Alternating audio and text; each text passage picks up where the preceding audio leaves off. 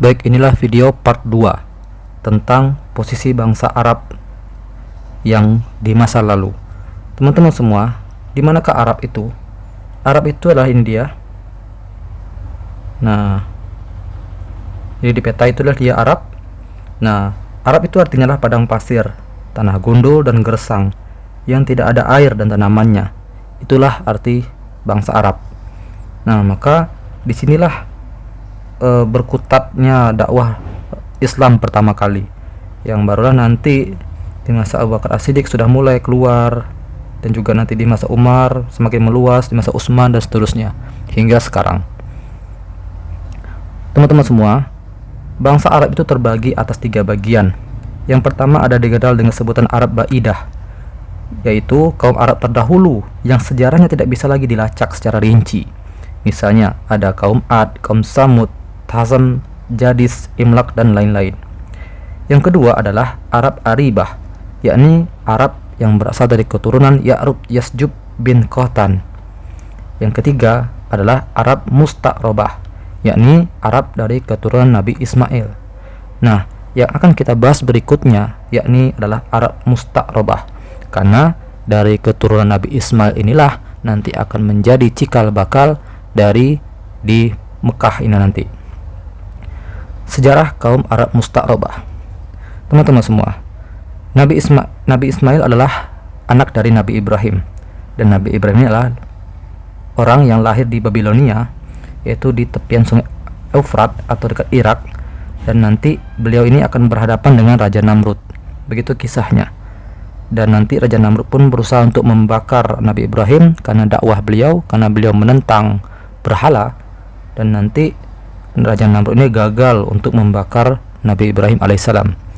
Dan nanti Nabi Ibrahim pun hijrah, pindah tempat dakwahnya bersama istrinya dan juga keponakannya, yaitu Nabi Lut, yakni menuju Kan'an. Nah, ketika di sana Nabi Ibrahim bertemu dengan orang-orang yang menyembah bintang. Maka kalau kita baca Al-Quran, ada kisah tentang bagaimana Nabi Ibrahim bertemu dengan umat yang menyembah berhala. Maka itu artinya Nabi Ibrahim sedang berdakwah di sini.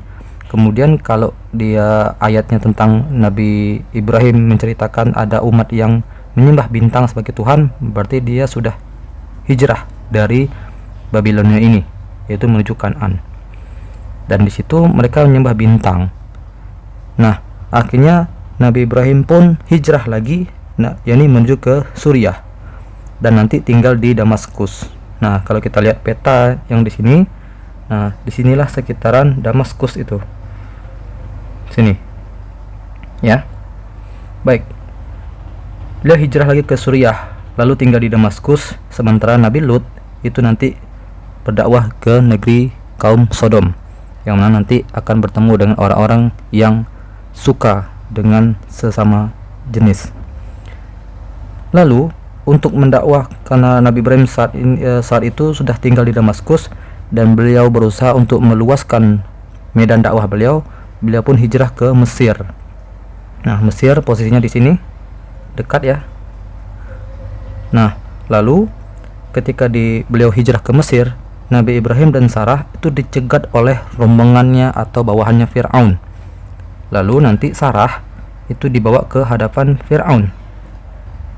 Pada waktu itu Fir'aun ingin memegang Sarah atau ingin berbuat yang tidak baik kepada Sarah. Namun di situ Sarah berdoa kepada Allah, dan tiba-tiba Fir'aun pada waktu itu tidak bisa bergerak. Perlu kalian ketahui teman-teman semua, istilah Fir'aun itu adalah istilah atau sebutan nama raja-raja Mesir di masa dulu. Jadi di masa Nabi Musa namanya juga Fir'aun, nah di masa Nabi Ibrahim nanti namanya juga Fir'aun. Jadi seperti itu. Nah, ketika dicegat oleh Fir'aun tadi, ketika ia ingin mengganggu Sarah, maka Sarah berdoa dan tiba-tiba Fir'aunnya tidak bisa bergerak. Dan ketika itulah Fir'aun jadi kaget, kenapa bisa seperti ini? Maka Sarah mengatakan, saya dilindungi oleh Tuhan saya. Nah, maka pada waktu itu Fir'aun membujuk si Sarah agar berdoa kembali untuk melepaskan kutukannya. Maka pada waktu itu Sarah pun mengatakan, jika seandainya engkau ingin kutukan itu lepas, maka engkau harus melepaskanku. Maka Fir'aun mengatakan, baiklah, saya akan melepaskanmu. Maka Sarah pun berdoa, lalu seketika Fir'aun pun bisa bergerak kembali. Namun ketika sudah bisa bergerak kembali, Fir'aun berusaha untuk kembali memegang atau menyentuh Sarah. Lagi-lagi Fir'aun menjadi patung. Hanya mulutnya saja, hanya wajahnya saja yang bisa bergerak-gerak. Maka Fir'aun berusaha untuk terus berdoa atau mengajak atau menyuruh si Sarah berdoa. Lalu Sarah kembali mengatakan syarat-syaratnya. Lalu Fir'aun pun mengatakan iya. Lalu dilepaskan lagi, dan ternyata Fir'aun ini memang benar-benar orang yang sangat luar biasa ya. Dan akhirnya Fir'aun kembali ingin menyentuh Sarah. Lagi-lagi dia berubah menjadi patung. Nah, maka pada waktu itu Sarah langsung mengultimatum, kali ini saya tidak akan lagi berdoa untuk keselamatan engkau. Dan di situ pula Fir'aun berusaha untuk meyakinkan si Sarah dan berjanji untuk tidak akan lagi. Berkali-kali dia berjanji, dan Sarah pun akhirnya mendoakan si Fir'aun sehingga dia pun terlepas dari kutukan tersebut. Karena Fir'aun melihat sesuatu yang luar biasa pada saat itu, maka Fir'aun pun sebelum Sarah pergi, ia menghadiahkan Hajar kepada si Sarah. Ada riwayat mengatakan Hajar ini adalah pembantunya Fir'aun, namun ada juga yang mengatakan Hajar inilah anaknya Fir'aun. Wallahu a'lam bishawab. Nah, kemudian Hajar dan Sarah pun nanti bertemulah dengan Nabi Ibrahim alaihissalam. Dan akhirnya karena Sarah ini mandul, tidak memiliki keturunan, maka Sarah pun menyuruh Nabi Ibrahim untuk menikahi Hajar agar ada keturunan dari Nabi Ibrahim alaihissalam. Dan akhirnya Nabi Ibrahim pun menikah dengan Hajar dan menghasilkan keturunan, yakni Ismail. Ketika Nabi Ismail lahir, maka muncul kecemburuan yang dialami oleh Sarah. Dan ketika Sarah cemburu, akhirnya Sarah menyuruh Ibrahim mengusir si Hajar dengan membawa anaknya. Dan ternyata Nabi Ibrahim pun bingung apa yang harus dilakukan, dan akhirnya beliau pun membawa Hajar ke sebuah tempat yang dikenal dengan sebutan Bakkah, yang sekarang berubah menjadi namanya Mekkah. Nah, jadi di sini tadi beliau kan dari Mesir tadi berdakwah sini, lalu beliau menikah nanti di Damaskus, lalu si Hajar dibawa ke Mekkah. Ini dia, di sini dia. Pada waktu itu Mekkah itu tidak ada penghuninya. Tanah pasir yang kosong, tidak ada sumber mata air, tidak ada tumbuhan di sana. Bahkan yang lewat pun tidak ada. Disuruh tinggalkan di sana.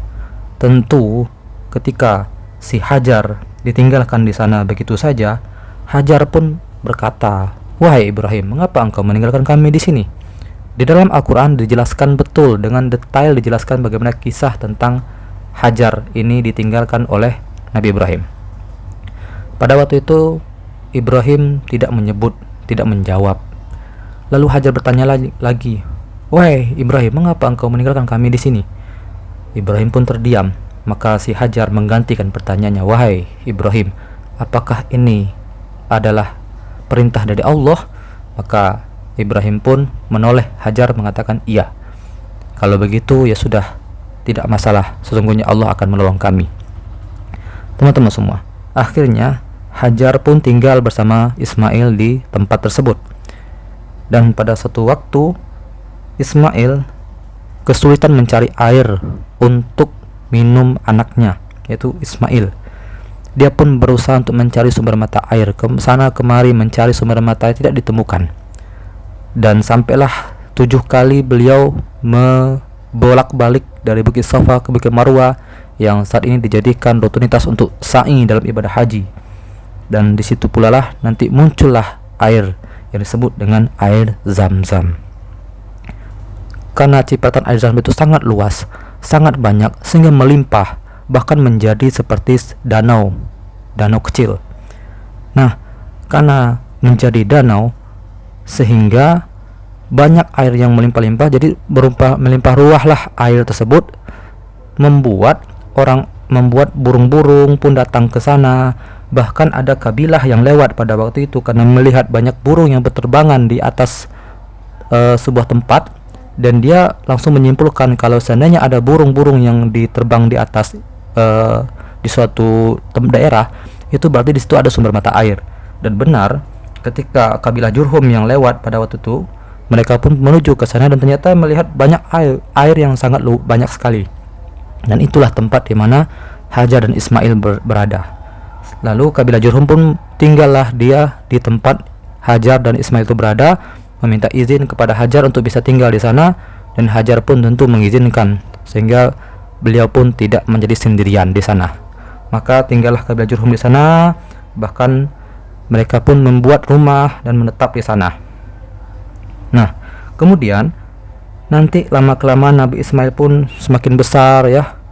Dan Nabi Ismail pun dalam kisahnya sempatlah Nabi Ibrahim itu datang dari Damaskus menuju ke Mekah untuk bertemu dengan anaknya, dan nanti disuruh menyembelihnya. Itu kan kisahnya masih panjang, tapi kita akan lanjutkan di video yang berikutnya tentang apa yang terjadi setelah itu.